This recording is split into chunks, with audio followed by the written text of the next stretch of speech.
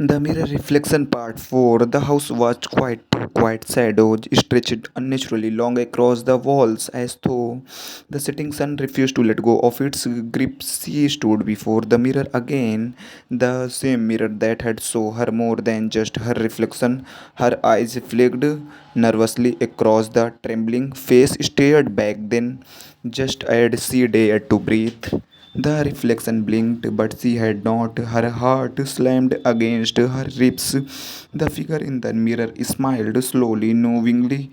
When her own lips stayed frozen, its eyes glimmered dark like pools, swallowing the last bits of light in the room. This time, the reflection raised a hand first, and the glass repelled. Her knees weakened. She stumbled back, knowing over a lamp shards scattered across the floor. The reflection stepped forward, pressing its hand against the glass. No, through the glass, a cold mist sippled out, chilling the air. Finally, it whispered. The voice did not come from her own throat but echoed all around her as if walls themselves had spoken. The hand stretched further out, pale and sharp fingered. She wanted to run, but her legs refused. The reflection's grin widened until unit it looked impossibly inhuman. Then came the words she dreaded most. Your turn. The glass quired violently, and before she would scream, a pull dragged at her chest, yanking her towards the mirror. The mirror reflection part 5. She gasped as her body slammed against the glass, but instead of shattering, it swallowed. Her whole coldness wrapped around her like chains, pulling her into an endless tunnel of swirling shadows. When she finally landed, the air was heavy and damp. She pushed herself up, trembling. The world around her was wrong. The hallway looked exactly like her house, but drained of all color. Black and grey tones stretched in every direction, and the air hummed with a faint vibration like a low constant heartbeat. Behind her the mirror stood, but instead of her reflection she saw her double, smiling, alive, standing in the real world. Don't, she whispered, pressing her hands against the glass. Don't take my place.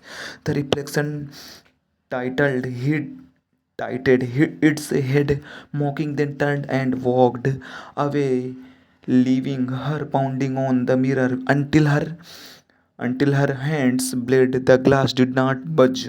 A sound rose in the silence, a dragging scrape across the floorboards. She froze. The noise came closer, slow and deliberate. Out of the grey shadows, shapes began to emerge. Tall, twisted figures with faces blurred like smeared paint. They moved unnaturally, their hands jerking as though their necks were broken. Her breath caught. Not supposed to be here, one of them hissed, voice like tearing fabric. Another leaned closer, its eyelash face inches from her. She let you in. Her stomach turned to ice. Who let me in? The creatures recoiled all at once, whispering in unison. The one who wears your face. A suddenly crash echoed down the hallway, followed by a child's laughter, her own voice, but higher, distorted. She turned. The sound was coming from deeper in the mirror world house, and though every instinct screamed to stay still, her feet carried her forward. The mirror reflection part 6. Her footstep echoed naturally as she moved deeper into the grey halls. The child's laughter bounced off the walls, playful yet hollow, guiding her like a cruel melody. She turned a corner and froze.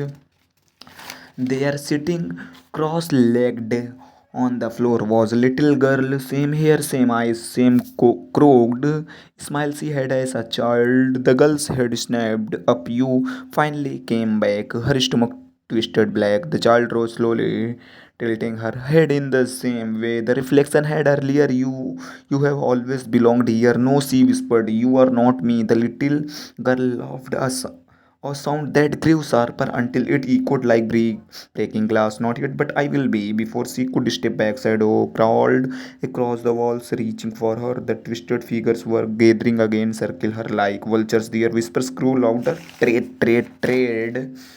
The girl took a step forward, her eyes glowing faintly. Do you know why the mirror chose you? Her throat was dry. Why? The child grinned too wide for her face. Because you looked too long. You invited us in. Her mind reeled flashes of every time she had stared into the mirror for too long. Every strange flicker she had ignored. Every moment she thought she had seen something move. The girl raised a hand and the twisted figures stopped. But don't worry, we will take care of everything up there. You don't need to suffer anymore. A sharp crack echoed the sound of the mirror behind her, ceiling shut. She spun around in horror. The glass had gone black, no way out. The little girl's voice grew deeper, overlapping with dozens of whispers. Your life is mine now. The shadow surged forward.